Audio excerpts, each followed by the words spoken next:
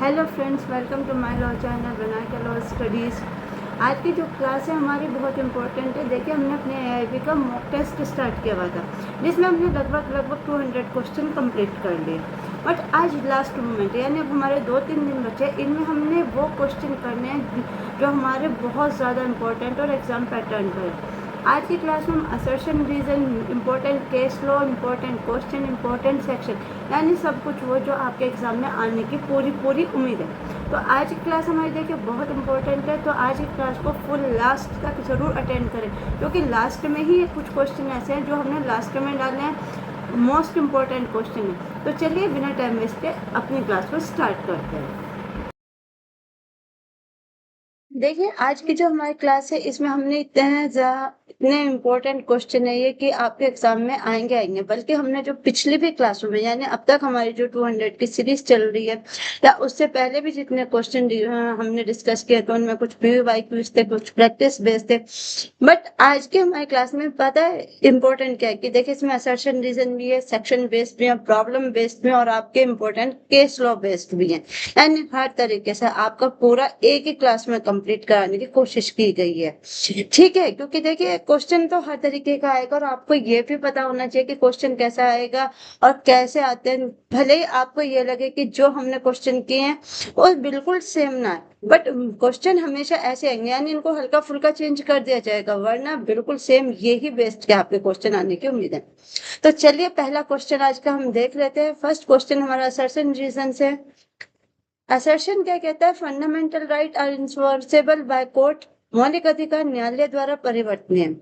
इसका रीजन कहता है article 32 provides the right to move the Supreme Court for enforcement of fundamental rights. अनुच्छेद 32 मौलिक अधिकारों के परिवर्तन हेतु सर्वोच्च न्यायालय जाने का अधिकार देता है। अब देखिए, मैं यहाँ पे अपने आंसर आपको देती हूँ, बट उससे पहले मैं आपको थोड़ा सा टाइम देती हूँ कि आप अपने भी आंसर दें। अगर अब भी आपको लग रहा है कि कोई प्रॉब्लम हो रही है, कहीं पे आपके आंसर गलत जा रहे हैं, किसी सब्जेक्ट में आप टल जा रहे हैं, तो देखिए अभी भी हमारे पास टाइम है, हम अपनी पूरी कोशिश करेंगे। पर बताइएगा जरूर कमेंट में कि आपके कितने आंसर सही हो रहे हैं और कौन कौन से सब्जेक्ट में अगर प्रॉब्लम आ रही है तो कौन से सब्जेक्ट में आ रही है। अब इसके ऑप्शन देख लेते हैं। ऑप्शन ए कहता है both A and R are true and R is correct explanation of A. B कहता है both A and R true but R is not correct explanation. C कहता है A is true R is false. D कहता है A is false and R is true. बताइए इसका right answer हमारा क्या रहने वाला है? बताइए, क्योंकि देखिए पहले चांस अब आप लोगों का है, पहले आपने देखना है कि आपके कितने आंसर ठीक हो रहे हैं और फिर आंसर मैं देती हूँ, क्योंकि अब देखिए बिल्कुल लास्ट मोमेंट है, यहाँ पे आपको बदल दो। इसका जो राइट आंसर है वो आपका रहेगा ऑप्शन ए, यानी both A and R true and R is correct explanation of A. क्योंकि देखिए ए और आर दोनों ट्रू है। ए ने क्या कहा? मौलिक अधिकार न्यायालय द्वारा परिवर्तनीय। बिल्कुल ठीक। अनुच्छेद 32 मौलिक अधिकार के परिवर्तन हेतु न्यायालय जाने का अधिकार देता है, यानी दोनों ही ठीक है। तो इसका राइट आंसर रहेगा आपका ऑप्शन नंबर ए। नेक्स्ट आ जाते हैं क्वेश्चन नंबर 2। क्वेश्चन नंबर 2 भी असर्शन रीजन से शुरू के हमारे थोड़े से क्वेश्चन असर्शन रीजन से रहेंगे ताकि आपकी प्रैक्टिस बिल्कुल अच्छे से हो। असर्शन क्या कहता है? An agreement with a minor is void अब इनिशियो। नाबालिग के साथ किया गया अनुबंध प्रारंभ से ही शून्य होता है। ठीक है। रीजन क्या कहता है? A minor is not component to contract, यानी नाबालिग संविदा के लिए सक्षम नहीं होता। अब आप इसके ऑप्शन देखिए और आंसर दीजिए। अपने आंसर कलेक्ट करके रखिएगा कि आपके आंसर कितने ठीक हुए हैं। ए कहता है both A and R true, R is correct explanation of A. B कहता है both A and R true but R is not correct explanation of A. C कहता है A is true R is false. D कहता है A is true false and R is true. बताइए इसका right answer आपका क्या कहने वाला है सेकंड का? देखिए, इसका राइट आंसर रहेगा आपका ऑप्शन नंबर ए, यानी both A and R true, R is correct explanation of A. क्यों? क्योंकि उन्होंने क्या कहा था कि नाबालिग के साथ किया गया अनुबंध प्रारंभ से शून्य होता है, जो बिल्कुल ठीक है। यानी नाबालिग संविदा करने के लिए सक्षम नहीं होता, ये भी ठीक है। तो दोनों ही बातें ठीक है, तो यानी आंसर हमारा रहेगा ऑप्शन नंबर ए। नेक्स्ट आ जाते हैं क्वेश्चन नंबर 3। क्वेश्चन नंबर 3 कहता है a dying declaration can be the sole base of conviction, यानी मृत्युकालीन कथन दोष सिद्धि का एकमात्र आधार हो सकता है। ठीक है। रीजन कहता है time declaration must always be cooperated bye independent evidence, यानी मृत्युकालीन कथन का स्वतंत्र साक्ष्य से पुष्ट होना अनिवार्य है। अच्छा क्वेश्चन है, अच्छी प्रॉब्लम दी है। आंसर बताइएगा, आंसर क्या रहने वाला है। ए कहता है बोथ ट्रू, बी कहता है both true but not explanation, C कहता है A true R false, D कहता है A false and R true. बताइए इसका राइट आंसर आपका क्या रहने वाला है। कौन सा इसमें ठीक है, दोनों ठीक है, एक गलत है एक ठीक है। बताइए इसका राइट आंसर आपके हिसाब से क्या है। तो जो इसका राइट आंसर है वो है आपका ऑप्शन नंबर सी, यानी ए इज ट्रू और आर फॉल्स है। नेक्स्ट आ जाते हैं क्वेश्चन नंबर 4। दिन की मुझे लगा था कि इम्पोर्टेंट है कि इनकी आपको क्या एक्सप्लेनेशन भी देनी चाहिए, वो आपको क्वेश्चन में जरूर मिल जाएंगी। ठीक है, वो आपकी हेल्प के लिए ये कि अगर कोई चीज समझ नहीं आ रही कि कहाँ से, क्योंकि देखिए अगर हम सब कुछ डिस्कस करेंगे तो क्लास हमारी कंप्लीट नहीं हो पाएगी। फोर्थ क्वेश्चन देख लेते हैं, असर्शन रीजन का ये। In available offence bail is generally a matter of right, जमानती अपराध में जमानत सामान्य अधिकार होती है। रीजन कहता है द पुलिस ऑफिसर और कोर्ट में भी ग्रांट बेल इन सच केस, ऐसे मामलों में पुलिस अधिकारी या न्यायालय जमानत दे सकते हैं। क्वेश्चन ध्यान से पढ़िएगा, क्योंकि जब तक आप क्वेश्चन ध्यान से नहीं पढ़ेंगे तो आपको क्वेश्चन आंसर देने में प्रॉब्लम हो जाएगी। तो पहले क्वेश्चन को ध्यान से पढ़िए। ठीक है, अब इसके ऑप्शन देख लेते हैं। ऑप्शन क्या कहता है, ऑप्शन ए कहता है both A and R true and R correct explanation of A. B कहता है both A and R true but R is not correct explanation of A. C कहता है ए ट्रू और फॉल्स, डी कहता है A false R true. बताइए fifth का right answer आपका क्या रहने वाला है। देखिए फिफ्थ का राइट आंसर रहेगा आपका ऑप्शन नंबर ए, यानी both A and R true and R is correct explanation of A. अब क्यों, क्योंकि इन्होंने क्या कहा, जमानती अपराध कैसा है, बेलेबल है। ठीक है, इन्होंने कैसा ऑफेंस बताया। पहले तो ये मैंने आपसे यही कहा था कि क्वेश्चन पढ़ना बहुत जरूरी है, क्योंकि अगर क्वेश्चन हमने ध्यान से नहीं पढ़ा तो उत्तर हमें आंसर देने में क्या करते हैं, हम गड़बड़ कर देते हैं। कैसा ऑफेंस है यहाँ पे, बेलेबल ऑफेंस। और बेलेबल ऑफेंस में क्या कहा इन्होंने थे कि जमानत के सामान्य अधिकार होते हैं। बिल्कुल ठीक है। अब जो बेलेबल ऑफेंस है, ऐसे मामलों में कौन, पुलिस ऑफिसर और कोर्ट, यानी कौन कौन जमानत दे सकता है, आपका पुलिस ऑफिसर भी दे सकता है और कोर्ट भी बेलेबल ऑफेंस में क्या दे सकते हैं, बेल दे सकते हैं। तो इसीलिए दोनों आंसर हमारे, दोनों असर्शन और रीजन दोनों ठीक है। तो आंसर क्या लगेगा इसका, ए। नेक्स्ट आ जाते हैं क्वेश्चन नंबर 5। 5 क्या कहता है, a gift of immovable property must be made दो अ रजिस्टर्ड इंस्ट्रूमेंट, अचल संपत्ति का उपहार पंजीकृत दस्तावेज द्वारा किया जाना चाहिए। ठीक है, नेक्स्ट रीजन देखते हैं। रीजन कहता है transfer of ownership is immovable property bye gift required legal formalities prescribed by law. उपहार द्वारा अचल संपत्ति का स्वामित्व हस्तांतरण कानून द्वारा निर्धारित उपचारिता के अधीन होता है। क्वेश्चन आराम से पढ़िएगा, आंसर दीजिए। आंसर हम इसके ऑप्शन देख लेते हैं। Both A and R true, R is correct explanation of A, both are true, r is not correct explanation of a। सी कहता है ए ट्रू और फॉल्स, डी कहता है A false R true. Question देख लीजिए, अगर आपने एक बार और देखना है क्वेश्चन देखे और आंसर दीजिए किसका राइट आंसर आपका क्या रहने वाला है। ठीक है, अब आपने क्वेश्चन भी देख लिया, आंसर भी देख लिया, तो इसका राइट आंसर क्या है आपका ऑप्शन नंबर ए, यानी both A and R true. Next आ जाते हैं क्वेश्चन नंबर 6। क्वेश्चन नंबर 6 क्या कहता है, the limitation act generally bar the remedy and not the rights. ये समितिकरण यहाँ पे गलत आ रखा है, इसको हम कर देते, इसमें आएगा परिसीमा अधिनियम। सामान्यतः उपचार को बाधित करता है, अधिकार को नहीं। ठीक है, रीजन क्या कहता है, the purpose of limitation law is to ensure that legal proceeding are intended with a responsible time, यानी परिसीमा कानून का उद्देश्य यह सुनिश्चित करना है कि कानूनी कार्रवाई उचित समय के भीतर शुरू की जाए। आराम से क्वेश्चन पढ़ा, अब आंसर देख लेते हैं। आंसर बताइए आप क्या रहेगा, क्वेश्चन ऑप्शन वही है, आंसर दीजिए।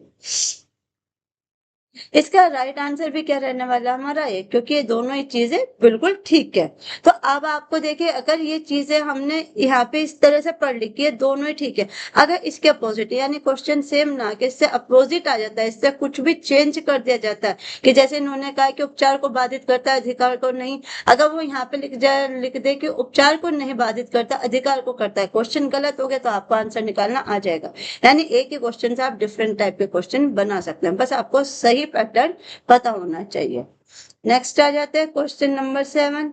क्वेश्चन नंबर 7 क्या कहता है हमारा, a university stable under the statute file to perform the statutory duty which writ is most appropriate, यानी एक विधि द्वारा स्थापित विश्वविद्यालय अपनी वैधानिक जिम्मेदारी पूरी नहीं करता, कौन सी रिट सबसे उपयोगी है, कॉन्स्टिट्यूशन का बताइए। और रिट के चक्कर में तो हम बहुत सारे क्वेश्चन अपने कर भी चुके हैं, बहुत सारे कर चुके हैं। आप आंसर दे। ए कहता है हैबिस कॉर्पस, बी कहता है क्यू वारंटो, सी कहता है मेमोरेंडम एंड डी कहता है सर्श्योरी। रिट क्या क्या होती है, किसके क्या मीनिंग है, ये भी हम अच्छे से डिस्कस कर चुके हैं। जिन बच्चों ने अगर नहीं भी पढ़ा है वो हमारे चैनल पे जाकर एक क्लास है जो सिर्फ और सिर्फ रिट के बारे में, वहां से जाके अगर किसी को प्रॉब्लम है तो देख सकते हैं। बताइए यहाँ पे कौन सी रिट जारी होगी, यानी एक विधि द्वारा स्थापित विश्वविद्यालय अपनी वैधानिक जिम्मेदारी पूरी नहीं करता, यानी वो अपना कार्य नहीं कर रहा, तो कौन सी रिट जारी होगी उसके खिलाफ, मेमोरेंडम की, कि आप अपना, उसे परमादेश की रिट दी जाएगी कि आप अपना कार्य पूरी उससे कीजिए, यानी आपकी ये जिम्मेदारी बनती है, पूरी जिम्मेदारी से अपना कार्य कीजिए। नीचे दिया हुआ है, आप पढ़ लेना। Question number 8, if a directive principle conflict with a fundamental right ordinary which prevails, बहुत अच्छा और बहुत बार एग्जाम में आया हुआ क्वेश्चन है। बताइए इसका राइट आंसर क्या होगा। यदि राज्य के नीति निर्देशक तत्व और मौलिक अधिकार में टकराव होता है, आपने क्या बताना, डीपीएसपी और फंडामेंटल राइट में क्या होता है, अगर प्रिविलेज होता है तो सामान्यतः किसे प्राथमिकता मिलेगी, यानी किसको पहली, यानी किसको मिलेगी प्राथमिकता अगर कंफ्लिक्ट होता है किसके बीच में, डीपीएसपी के और फंडामेंटल राइट के, तो प्रिविलेज किसको मिलेगा आपका, डीपीएसपी को, फंडामेंटल राइट को, प्रेसिडेंट्स ऑर्डर या स्टेट गवर्नमेंट डिसीजन। बताइए इसका राइट आंसर क्या रहने वाला है आपका 8 का। तो देखिए ऐसी अगर कंडीशन होती है जहाँ डीपीएसपी और फंडामेंटल राइट में कंफ्लिक्ट हो जाता है तो किसे मिलता है प्रिविलेज, फंडामेंटल राइट्स को, यानी मौलिक अधिकार को क्या दी जाती है, प्राथमिकता दी जाती है। नेक्स्ट आ जाते हैं क्वेश्चन नंबर 9। 9 क्या कहता है, a minor falsely represent himself as a major and borrow money with which statement is most appropriate. बहुत अच्छा क्वेश्चन है। बताइए इसका राइट आंसर क्या रहेगा। एक नाबालिग स्वयं को क्या बताता है, बालिग बताकर क्या लेता है, ऋण लेता है। सबसे उचित कथन क्या है, अब इसके द्वारा जो अनुबंध किया गया बस आपको ये बताना वो कैसा है।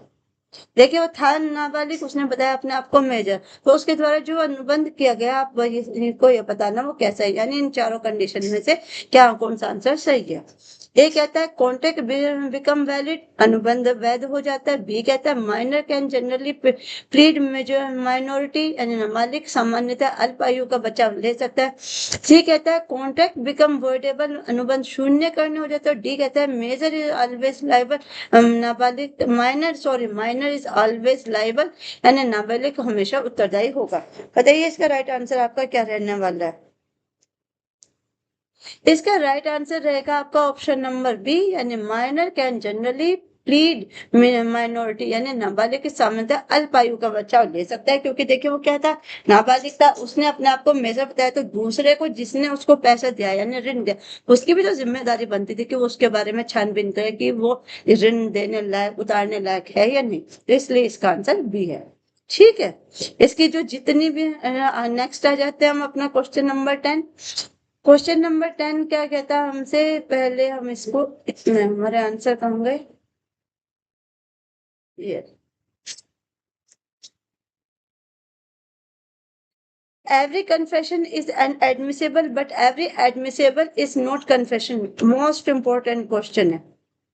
बताइए इसका राइट आंसर क्या रहेगा, यानी प्रत्येक कन्फेशन स्वीकृति होती है परंतु प्रत्येक स्वीकृति इस कन्फेशन नहीं होती। तो इसका आंसर क्या है, राइट है या रॉन्ग है, बताइए, यानी ट्रू है फॉल्स है। ये जो कथन दिया गया आपको, यानी जो कोटेशन, ये सही है या गलत है, बस आपको इतना ही बताना है इसमें। देखिए इसका आंसर रहेगा आपका ऑप्शन ए, यानी ट्रू है। एवरी कन्फेशन इज क्या होते हैं, एडमिसेबल होते हैं, but every admission is not confession, वो स्वीकृति नहीं होते। ठीक है, ये एक बहुत, ये अपने आप में एक क्या है, एक ऐसी कोटेशन है जिसको क्या कहा गया, क्योंकि देखिए जो कन्फेशन है वो तो एडमिसेबल हो सकता है, पर एडमिसेबल कैसे कन्फेशन हो सकता है। ठीक है, तो इसका आंसर क्या रहेगा आपका ऑप्शन है, यानी ये चीज क्या है, बिल्कुल सही है। नेक्स्ट आ जाते हैं 11 क्या कहता है, statement made immediately during the occurrence of an incident is relevant under, घटना के दौरान तुरंत दिया गया कथन किस सिद्धांत के अंतर्गत सुसंगत होगा। स्टॉपर, जस्ट एक्सपर्ट ओपिनियन या आपका प्रिजम्पशन, बताइए क्या होगा। यानी घटना के दौरान तुरंत दिया गया कथन, यानी जो एकदम घटना हुई है, एकदम एक्सीडेंट हुआ है, उसके दौरान जो क्या हुआ, तुरंत जो कथन दिया गया है वो कैसा होगा, वो सुसंगत किस तरह से होगा। आपका स्टॉपर होगा, रेस्ट जस्ट होगा, एक्सपर्ट ओपिनियन होगा, प्रिजम्पशन होगा। बताइए इसका राइट आंसर आपका क्या रहने वाला है। इसका जो राइट आंसर रहेगा वो आपका रहेगा ऑप्शन नंबर बी, यानी रेस्ट जस्ट होगा। ठीक है, नेक्स्ट आ जाते हैं question number 12। Which of the following creates an interest in the immovable property and security for a debt? निम्न में से कौन सा ऋण की सुरक्षा के लिए अचल संपत्ति में हित उत्पन्न करता है। मोस्ट इंपोर्टेंट क्वेश्चन है, बताइए। A lease, B gift, C mortgage and D exchange. बताइए इसका राइट आंसर आपका क्या रहने वाला है। यानी निम्न में से क्वेश्चन क्या है, निम्न में से कौन सा ऋण की सुरक्षा के लिए अचल संपत्ति में हित उत्पन्न करता है, तो क्या होता है, वो बंधक होता है, यानी आपका मॉर्गेज होता है। नेक्स्ट आ जाता है 13। An FIR is not substantive evidence but can be used preliminary for। यानी FIR स्वयं में ठोस साक्ष्य नहीं है, परंतु मुख्यतः किस उद्देश्य उपयोग की जाती है। बहुत अच्छा क्वेश्चन है, बताइएगा। ए कहता है आपसे कोरोब्रेशन ऑफ कॉन्ट्राडिक्शन, यानी पुष्टि या खंडन। बी आपसे कहता है कन्वेक्शन ओनली, कन्वेक्शन अलोन, केवल दोषसिद्धि। सी आपसे कहता है सेंटेंसिंग ओनली, केवल सजा निर्धारित करता है। डी आपसे कहता है सिविल प्रोसीडिंग ओनली, केवल दीवानी कार्यवाही होती है। बताइए क्या है। यानी एफआईआर स्वयं में तो साक्ष्य है, ठीक है, परंतु मुख्य किस उपयोग से ये की जाती है, क्यों लिखी जाती है एफआईआर। आपको सिर्फ और सिर्फ इसका यही आंसर देना है कि क्यों लिखी जाती है।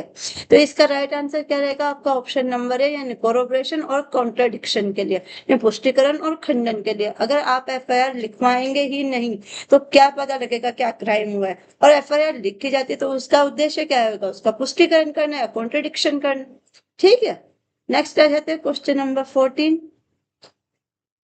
Specific performance is generally refused when विशिष्ट पालन सामान्यतः कब अस्वीकार किया जाता है। मोस्ट इंपोर्टेंट क्वेश्चन है, बताइए। A compensation is इनएक्विटेड।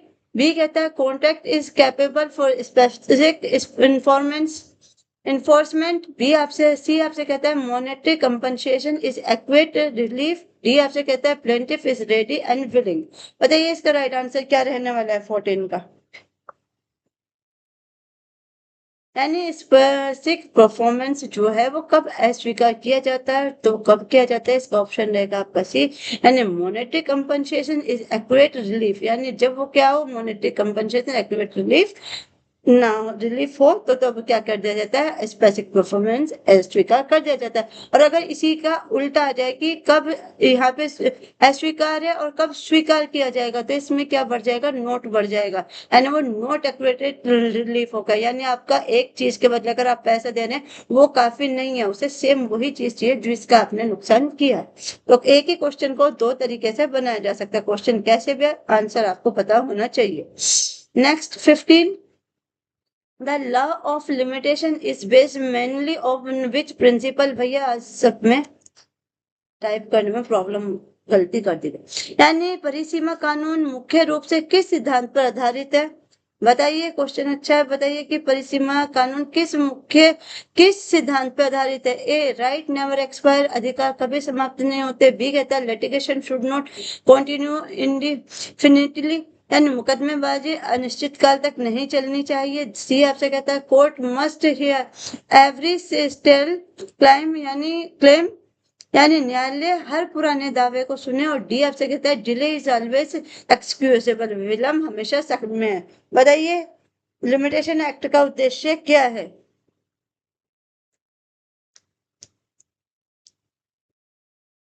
बताइए इसका जो लिमिटेशन एक्ट है उसका वो कौन से सिद्धांत पर चलता है, यानी इसका उद्देश्य लिमिटेशन एक्ट क्यों लाया गया। तो देखिए इसका आंसर रहेगा आपका option number B, litigation should not continue indefinitely यानी मुकदमेबाजी अनिश्चित काल तक नहीं चलने चाहिए। यानी आप इसका मतलब क्या हुआ जी? इसका मतलब परिसीमा अधिनियम का मतलब होता है क्या है? परिसीमा अधिनियम का मतलब होता है कि आपको एक लिमिटेड टाइम पीरियड दिया गया है, अगर आपने कोई सूट फाइल करना है तो आपको इसी लिमिटेशन पीरियड के अंदर क्या करना होगा? सूट फाइल करना होगा।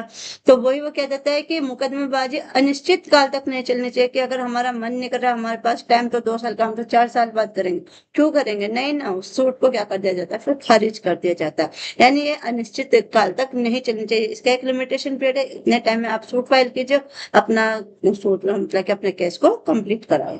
ठीक है, तो लिमिटेशन पीरियड इसीलिए लाया गया, यानी लिमिटेशन एक्ट। नेक्स्ट आ जाता है question number 16। A person intentionally give false information to public servant intending to cause injury to another person. Such act is कोई व्यक्ति जानबूझकर लोक सेवक को झूठी सूचना देता है ताकि किसी अन्य व्यक्ति को नुकसान पहुंचे, यह कार्य होगा। यानी कैसा कार्य होगा? देखो ये क्वेश्चन क्या कह रहा है, कोई व्यक्ति कैसे जानबूझकर यानी इंटेंशनली क्या दे रहा है? किसको दे रहा है? लोक सेवक को क्या दे रहा है? झूठी सूचना। उसका उद्देश्य क्या है? किसी अन्य व्यक्ति को नुकसान पहुंचाना। तो ये कैसा रहेगा? अपराध कैसा है? सिर्फ आपको ये बताना है अपराध किस तरह का है। ये डेफामेशन है, गिविंग फॉल्स इंफॉर्मेशन है, क्रिमिनल इंटीमेशन है, या मिसचीफ है। यानी शरारत की गई है, मानहानि है, झूठी सूचना दी गई है, या आपराधिक धमकी है। क्वेश्चन में ये आंसर है, सबको पता है, गिविंग फॉल्स इंफॉर्मेशन, क्योंकि यहाँ क्या दी गई है? झूठी सूचना दी गई है। ठीक है, नेक्स्ट आ जाते हैं क्वेश्चन नंबर हमारा 17। A fact which is connected with a fact is issue and forms part of the same transaction is relevant under। यानी जो तथ्य विवादित तथ्य से जुड़ा हो और उसी लेन देन का भाग हो, वह किस सिद्धांत के अंतर्गत रिलेवेंट होता है? आ स्टॉपल, बी रजिस्ट्री, सी आपका एडमिशन कहते हो, डी आपका प्रिजम्पशन। बताइए इसका राइट आंसर आपका क्या रहने वाला है? यानी जो तथ्य विवादित तथ्य से जुड़ा हो और उसी लेन देन का भाग हो। ठीक है, तो वह सिद्धांत किससे जुड़ा होगा? तो वह सिद्धांत आपको रजिस्ट्री के सिद्धांत से जुड़ा होता है। ठीक है, नेक्स्ट आ जाते हैं क्वेश्चन नंबर 18। 18 हमसे क्या कहता है? इन अ बेलेबल ऑफेंस बेल में बी ग्रांटेड बाय। यानी जमानती अपराध में जमानत किसके द्वारा दी जा सकती है? अभी कुछ कुछ इसी से मिलता जुलता क्वेश्चन हम ऊपर डील करके आए। आंसर आपको बताना आसान हो जाएगा, बस आप बताइए, फिर भी आंसर दीजिए। आप police officer, B court, C both A and B, और डी आपका सेशन कोर्ट ओनली। बताइए, जहाँ पे बेलेबल ऑफेंस है तो वहां पे बेल कौन ग्रांट करता है? तो ऑप्शन सी आपका राइट आंसर रहेगा। पुलिस ऑफिसर भी कर सकता है, कोर्ट भी। यही सेम क्वेश्चन हम असर्शन रीजन में करके आए। नेक्स्ट आ जाते हैं 19। एन ऑफर लैप्स ऑन, यानी प्रस्ताव कब समाप्त हो जाता है? बहुत अच्छा क्वेश्चन है, आंसर बताएं। आ एक्सेप्टेशन स्वीकृति, बी रिजेक्शन, सी आपसे कहता है date of proposal in certain circumstances, कुछ परिस्थितियों में प्रस्ताव की मृत्यु, या डी आपका ऑल ऑफ द अबव। बताइए कब लैप्स हो जाता है ऑफर कोई भी? इसका राइट आंसर क्या रहेगा? 19 का राइट आंसर रहेगा आपका ऑप्शन डी। यानी एक्सेप्टेंस एंड स्वीकृति, रिजेक्शन भी हो, या इनमें से कोई भी कारण हो तो वो लैप्स हो सकता है। Next question 20। The court is bound to dismiss a suit filed beyond limitation even if information is not pleaded by the defendant।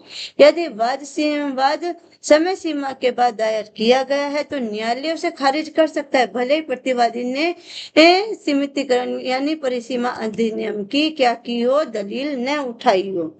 क्या कहता है ये? यदि वाद समय सीमा के भीतर दायर किया गया है, यानी लिमिटेशन पीरियड के अंदर दायर किया गया, तो न्यायालय उसे खारिज कर सकता है, भले ही प्रतिवादी ने दलील न उठाई हो। तो अब आपको बताना है ये स्टेटमेंट सही है, गलत है, कैसा है?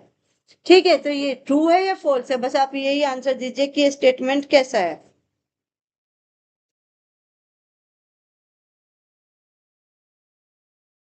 बताइए ये स्टेटमेंट कैसा है, सही है या गलत है? यानी वाद सीमा के अंदर वाद दायर किया गया तो न्यायालय उसे खारिज कर सकता है, भले प्रतिवादी ने इसकी दलील उठाई हो नहीं। तो ये क्या है? ये आपका स्टेटमेंट राइट है, यानी आंसर आपका रहेगा ए। बट मुझे इसमें थोड़ा सा डाउट है, मैं आपको इसे फिर भी ना चेक करके बता देते हैं, इस पे इसलिए हम लगा देते हैं सर्कल, तो मुझे इस पे थोड़ा सा डाउट हो रहा है। ठीक है, क्वेश्चन नंबर 21 देख लेते हैं। An injection restraining a person from doing a particular act is called. यानी किसी व्यक्ति को कोई कार्य करने से रोकने वाली निषेधाज्ञा क्या कहलाती है? बहुत अच्छा क्वेश्चन है, बताइए। ठीक है, ए कहता है आपसे मैंडेटरी इंजेक्शन, बी कहता है प्रोहाइबिटरी इंजेक्शन, सी कहता है डिक्लेरेटरी इंजेक्शन, सी कहता है आपका रिफ्लेक्टरी यानी संशोधन रिफ्लेक्शन। बताइए इसका राइट आंसर क्या है आपका 21 का। यानी कोई किसी व्यक्ति को कोई कार्य से रोकने वाली निषेधाज्ञा कैसी होती है? प्रोहाइबिटरी इंजेक्शन यानी प्रतिषेधात्मक निषेधाज्ञा, यानी आप इस काम को करने के लिए बाध्य है। नेक्स्ट आ जाते हैं 22। The directive principle of state policy are connected in, यानी राज्य के नीति निर्देशक तत्व का सिद्धांत कौन से भाग में है? सभी को पता है। आंसर इसका क्या रहेगा? बी रहेगा। इस पे हम अपना ज्यादा टाइम नहीं लगाते। नेक्स्ट आ जाते हैं 23। A mortgage is essentially a transfer of, यानी मॉर्गेज मूलतः किसका हस्तांतरण है? ऑनरशिप का, interest in specific immovable property, C कहता है प्रोफेशन पोजेशन ओनली, डी कहता है टाइटल डीड ओनली। बताइए राइट आंसर इसका क्या रहने वाला है? यानी जो मॉर्गेज है वो किसका हस्तांतरण है? वो आपका ऑप्शन रहेगा बी, यानी आंसर क्या है आपका? Interest is specific immovable property, अचल संपत्ति में हित। नेक्स्ट आ जाते हैं 24। Which of the following is not a type of evidence? निम्नलिखित में से कौन सा साक्ष्य का प्रकार नहीं है? बहुत अच्छा बात है, बताइए। ए कहता है ओरल एविडेंस, बी कहता है डॉक्यूमेंट्री, सी कहता है हियरसे और डी कहता है आपका इलेक्ट्रॉनिक। बताइए कौन सा नहीं है? यानी कौन, इन्होंने पूछा है कि note A type of evidence, कौन सा एविडेंस नहीं है? तो देखिए सीधी बात, हियर से एविडेंस, हियर से क्या होता है? सुनी सुनाई बातें, आपने मुझसे सुनी, मैंने किसी और से सुनी, उसने किसी और से सुनी, तो वह एविडेंस नहीं मानी जाती। हियर से एविडेंस एडमिसेबल नहीं होते। ठीक है, नेक्स्ट आ जाते हैं question number 25। Communication of acceptance is complete as against the acceptor when, यानी एक्सेप्टर के विरुद्ध स्वीकृति का संप्रेषण कब पूर्ण माना जाता है? ऑप्शन देख लेते हैं। व्हेन पोस्टेड, जब भेज दी जाए, B when it comes to knowledge of proposer, जब प्रस्तावक को ज्ञात हो, सी कहता है when put into course of transmission, यानी जब प्रेषण में डाल दी जाए, और डी कहता है व्हेन रिसीव्ड बाय कोर्ट, जब न्यायालय में प्राप्त हो। तो बताइए इसका राइट आंसर आपका क्या रहने वाला है? यानी एक्सेप्टर के विरुद्ध अगर स्वीकृति का संप्रेषण कब पूर्ण माना जाएगा? ऑप्शन नंबर बी, यानी when it comes to knowledge of proposal, जब प्रस्तावक को इसका ज्ञात हो, यानी उसको उसके बारे में नॉलेज होने जरूरी है। Next 26। Which of the following is the primary object of FIR? FIR का मुख्य उद्देश्य क्या है? बताइए। कन्विक्शन है, स्टार्ट इन्वेस्टिगेशन है, फ्रेमिंग चार्ज है, या आपका ग्रांटेड बेल है? क्या है एफआईआर का मुख्य उद्देश्य? क्या है आपका? बताइए। यानी आपका क्या होगा? एफआईआर के बाद क्या शुरू हो जाती है आपकी? इन्वेस्टिगेशन, यानी जांच प्रारंभ करना। नेक्स्ट 27। 27 कहता है क्रिमिनल इंडिमेशन मीन्स, यानी आपराधिक अभित्रास का अर्थ है क्या है? रोंगफुल गेन, अनुचित लाभ, बी कहता है threatening a person with injury, किसी व्यक्ति को हानि की धमकी देना, सी आपसे कहता है थेफ्ट, और डी आपसे कहता है एक्सटॉर्शन। बताइए इसके राइट आंसर क्या है? फिर हमने क्रिमिनल इंटीमेशन पढ़ा है ठीक है, जब हमने बीएनएस की कंप्लीट सीरीज करी थी, यानी हमने पूरी बीएनएस डिस्कस की थी, तो ये वाला टॉपिक वो टॉपिक है जिसपे हमने 2 बार बातें की थी, क्योंकि कुछ बच्चों का एक बार में नहीं क्लियर हुआ था। तो ये जिसने ये टॉपिक पढ़ा हुआ है उसके लिए इसका आंसर बहुत आसान है। आंसर क्या रहेगा इसका? बी, यानी threatening a person with injury, यानी किसी व्यक्ति को हानि की धमकी देकर उससे क्या चीज कराना, कोई भी चीज मनवा लेना। यानी आपने किसी से कहा तू अपनी जमीन मेरे नाम कर दे, नहीं तो मैं तुझे जान से मार दूंगा, तो आप क्या कर रहे? हानि की धमकी देकर उससे क्या करवा रहे हैं? अपना कोई कार्य करवा रहे। तो ये क्या कहलाता है? क्रिमिनल इंटीमेशन कहलाता है। नेक्स्ट आ जाते हैं 28। 28 क्या कहता है? Declaratory relief is granted when the plaintiff seek, घोषणात्मक राहत कब दी जाती है? A damage, B declaration of legal status of right, विधिक स्थिति या अधिकार की घोषणा, सी अरेस्ट, और डी पोजेशन ओनली, यानी केवल कब्जा, यानी पोजेशन पे दी जाती है, अरेस्ट पे, डिक्लेरेशन ऑफ लीगल स्टेटस पे, या आपका डैमेज पे कब दी जाता है डिक्लेरेटरी रिलीफ? तो डिक्लेरेटरी रिलीफ कब दिया जाता है? आपका आंसर क्या रहेगा? B, declaration of legal status of right. ठीक है, नेक्स्ट आ जाता है 21। 29 sorry, which landmark judgment is famously known as the Mandal case, which put up 50% cap on vertical reservation unless there are exceptional circumstances? किस ऐतिहासिक फैसले को प्रसिद्ध रूप से मंडल केस के नाम से जाना जाता है, जिसने असाधारण परिस्थितियों को छोड़कर आरक्षण पर 50% की सीमा तय की थी? मोस्ट इंपोर्टेंट क्वेश्चन है भाई ये, बताइए आंसर इसके। ऑप्शन देख लेते हैं। ऑप्शन ए कहता है मिनर्वा मील केस, बी कहता है एम नागराज केस, सी आपसे कहता है इंद्र स्वर्ण केस और डी आपसे कहता है ईपी रोयप्पा केस। बताइए कौन सा केस है इसका, यानी वो कौन सा केस था जो रिजर्वेशन से रिलेटेड है। बस आप इतना बता दीजिए, क्योंकि आपको इतना ही याद रखना है कि रिजर्वेशन से रिलेटेड कौन सा केस है, तो आपका ऑप्शन सी है, यानी इंद्र स्वर्ण केस। नेक्स्ट आ जाते हैं क्वेश्चन नंबर 30 क्या कहता है, a minor enters into a contract to sell his property and later refuse to perform it, the agreement is, एक नाबालिग अपनी संपत्ति बेचने का अनुबंध करता है और बाद में उसे पूरा करने से मना कर देता है। देखिए इसमें क्वेश्चन क्या दिया गया है, पहले यही समझ लिया, व्यक्ति कैसा है, नाबालिग है, क्या कर रहा है, वो कॉन्ट्रैक्ट कर रहा है किस चीज को, संपत्ति को बेचने का, और बाद में उसे क्या कर रहा है, पूरा करने से मना कर देता है। तो यह अनुबंध कैसा होगा, आपको ये बताना है। वैलिड है, वॉइडेबल है, वॉइड है, इनिशियो है या इन्फोर्सेबल अगेंस्ट माइनर यानी नाबालिग के विरुद्ध परिवर्तनीय। बताइए इसका राइट आंसर आपका क्या रहने वाला है। देखिए व्यक्ति कैसा था, नाबालिग था, क्या करता है वो अनुबंध करता है और बाद में मना कर देता है। तो देखिए एक नाबालिग के साथ अगर कोई कॉन्टेक्ट किया तो वो प्रारंभ से क्या होता है, शून्य माना जाता है। तो इसको क्या कहते हैं हम, वॉइड ऑफ इनिशियो यानी प्रारंभ से ही शून्य। नेक्स्ट आ जाते हैं क्वेश्चन नंबर 31 हमारा केस फ्लो है, बताइए बहुत अच्छा है। In which case that did the Supreme Court strike down section 66A of the Information Technology Act यानी IT Act से है 2000, calling it violative of Article 19(1)A freedom of speech। किस मामले में सुप्रीम कोर्ट ने IT अधिनियम 2000 की धारा 66A को, कौन सी धारा, सिर्फ ये याद रखिएगा कि 66A को असंवैधानिक घोषित कर दिया था, क्योंकि यह अनुच्छेद 1 के अनुच्छेद 19(1)A अभिव्यक्ति की स्वतंत्रता का उल्लंघन करती है। बहुत ही अच्छा क्वेश्चन है और कई बार एग्जाम में आया हुआ क्वेश्चन है, इंपॉर्टेंट केस लो है। ऑप्शन देखिए और आप मुझे सिर्फ इसका आंसर दें।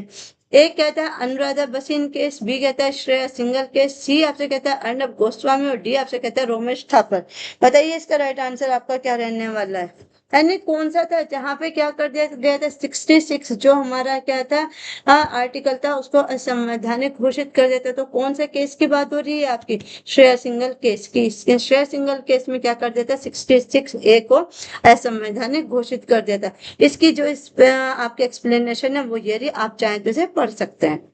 Next 32, in which landmark case did the Supreme Court completely decriminalize adultery by declaring section 497 of IPC। बहुत ही अच्छा क्वेश्चन है, बताइएगा किस ऐतिहासिक मामले में सुप्रीम कोर्ट ने आईपीसी की धारा 497 को असंवैधानिक घोषित करके अडल्ट्री को पूरी तरह से अपराध की श्रेणी से बाहर कर दिया था। मोस्ट इंपोर्टेंट क्वेश्चन है, इस पे आप अपना डबल टिक लगा लीजिए, कई बार नहीं, पता नहीं कितनी बार एग्जाम में आया हुआ क्वेश्चन है। ए कहता है सायरा बानो केस, बी कहता है जोसेफ शाइन केस, सी आपसे कहता है सरबजीत केस और डी आपसे कहता है सोशल एक्शन फॉर्म केस। बताइए इसका राइट आंसर आपका क्या रहने वाला है, यानी कौन से में इसको किया था, 497 को असंवैधानिक कर दिया था। बताइए इसका राइट आंसर, तो इसका राइट आंसर रहेगा आपका ऑप्शन बी, यानी जोसेफ शाइन केस में। ठीक है, नेक्स्ट आ जाते हैं question number 33, which Hectoric judgment made the right to education a fundamental right under Article 21, which later led to the 86th Constitution Amendment। यानी किस ऐतिहासिक फैसले ने शिक्षा के अधिकार को अनुच्छेद 21 के तहत एक मौलिक अधिकार माना, जिसके बाद संसद को 86वां संविधान संशोधन यानी आर्टिकल 21A करना पड़ा। अब देखो इससे आपके दो क्वेश्चन बनते हैं। अगर आपसे पूछा जाए कि राइट टू एजुकेशन कहाँ दिया गया है हमारा, देखो अगर ये, सॉरी एक मिनट,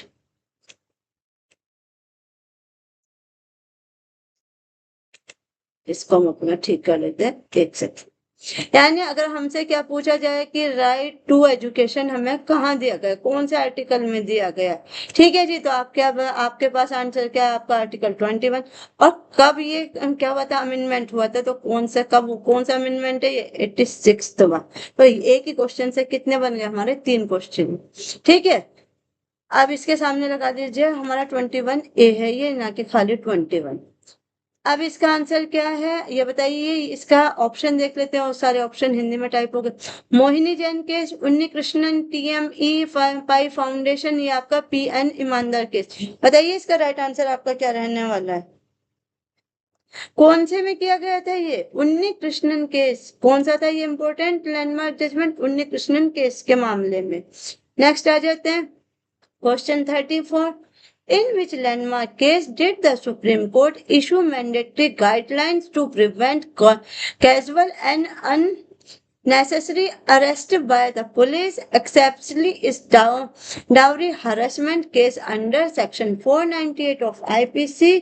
किस ऐतिहासिक मामले में सुप्रीम कोर्ट ने पुलिस द्वारा किए जाने वाली मनमानी और अनावश्यक गिरफ्तारी को रोकने के लिए अनिवार्य दिशा निर्देश जारी किए थे, विशेष रूप से आईपीसी की धारा 498 के तहत दहेज उत्पीड़न के मामले में। क्वेश्चन देख लिया, आंसर बताएं। ए ललिता कुमारी, बी अनिश कुमार, डी आपका, सी आपसे कहता है डी के बसु, और डी आपसे कहता है सत्येंद्र कुमार अंतिल केस। बताइए इसका राइट आंसर आपका क्या रहने वाला है। कौन से केस में हुआ था कि जिसमें ये दिशा निर्देशक जारी की, जो अनावश्यक गिरफ्तारी है उसको रोकने के दिशा निर्देश, तो कौन सा केस था वो। देखिए वो केस इंपॉर्टेंट केस लो है आपका अनिश कुमार का केस, ठीक है। तो ये चीज आपको, और आज की क्लास का हमारा लास्ट क्वेश्चन जो एक लैंडमार्क जजमेंट से ही है, इसको भी देख लेते हैं। आज की क्लास का ये हमारा लास्ट क्वेश्चन रहने वाला है। In which landmark judgment did a 5-judge bench of Supreme Court rule that registration of an FIR is mandatory for the police if the complaint disclose a cognizable offense? किस ऐतिहासिक फैसले में supreme court की 5 जजों की bench ने यह व्यवस्था दी थी कि यदि शिकायत से किसी संज्ञेय अपराध यानी कॉग्निजेबल ऑफेंस का पता चलता है तो पुलिस के लिए एफआईआर दर्ज करना अनिवार्य है। मोस्ट इंपोर्टेंट क्वेश्चन है, आंसर दें। ए कहता है आपका डी के बसु, बी कहता है प्रियंका तनेजा, सी कहता है ललिता कुमारी, और डी कहता है अनिश कुमार। आप पहले अपना आंसर दीजिए कि आप लोगों का आंसर क्या है, फिर मैं आपको इसका आंसर बता देती हूँ। क्योंकि देखिए आपके अपने आंसर मायने रखते हैं कि आपको कितना ज्यादा आता है। अगर अब भी मैं आपसे कहती हूँ लास्ट मोमेंट पे, अगर कोई सब्जेक्ट है, कोई क्वेश्चन है जहां आपको प्रॉब्लम आ रही है, किसी सब्जेक्ट में प्रॉब्लम आ रही है, तो अभी भी हमारे पास 2-3 दिन का टाइम है, हम अपनी प्रिपरेशन और अच्छी कर सकते हैं। पर प्लीज आप मुझे कमेंट करके जरूर बताइएगा, और कितने आंसर आपके आज के 35 क्वेश्चन में से कितने आंसर सही रहे ये भी प्लीज बताइए। तो इस क्वेश्चन का राइट आंसर रहेगा आपका ललिता कुमारी केस, ठीक है। ये कहता है एक इम्पोर्टेंट जजमेंट था जिसमें क्या कर दिया था, ये कर दिया गया था कि अगर कोई कॉग्निजेबल ऑफेंस है और किसी भी पुलिस अधिकारी को उसका पता चलता है या उसके खिलाफ क्या होते हैं शिकायत दर्ज कराते हैं, तो वहां पे क्या कर दिया गया था, एफआईआर मस्ट कर दिया था कि आप एफआईआर जरूर लिखेंगे। कौन से केस में, ललिता कुमारी के केस में। तो ये आज के हमारी क्लास के इम्पोर्टेंट क्वेश्चन थे जो बिल्कुल आपके एग्जाम में आने की जिनकी मुझे उम्मीद है। आपके पेपर को ध्यान में रख के ही हमने ये क्वेश्चन तैयार किए हैं। ऐसी एक क्लास आपकी कल भी आएगी, और कल आपकी एआईबी की हमारी लास्ट क्लास रहने वाली है। उसके बाद आपके पास सिर्फ आप अपनी इनको क्या करिएगा, रिविजन करिएगा, और रिविजन करके अपना एग्जाम अच्छा दीजिए। आप सभी को ऑल द बेस्ट। तो आपको क्लासेस कैसी लगती हैं ये भी बताइएगा कमेंट करके, कितने आंसर ठीक हुए ये भी कमेंट में बताइएगा। और आपको क्लास अच्छी लगती है तो इन्हें लाइक करें, दोस्तों के साथ शेयर करें, ताकि जिन्हें जरूरत है उनके तक ये क्लासेस पहुंच सके। और लास्ट में चैनल को सब्सक्राइब करें ताकि आने वाली वीडियोस आप तक पहुंचती रहे। आज के लिए बस इतना ही। Thank you so much.